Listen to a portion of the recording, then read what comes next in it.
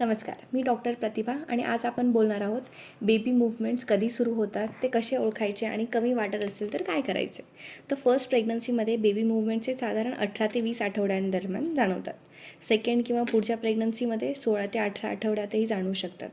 सुरुवातीला हे gas, bubble किंवा फ्लटरिंगसारखं वाटतं, पण काही वेळा मूव्हमेंट्स उशिरा जाणवतात.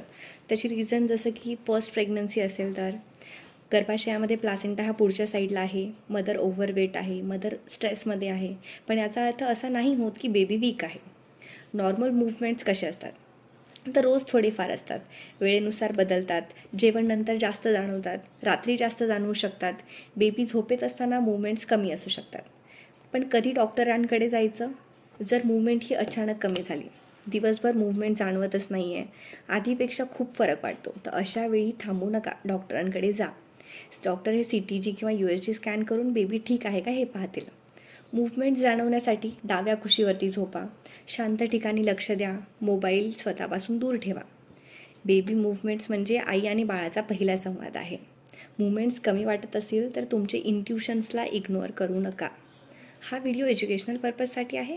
मूव्हमेंटबद्दल शंका असेल तर डॉक्टरांना कन्सल्ट करा.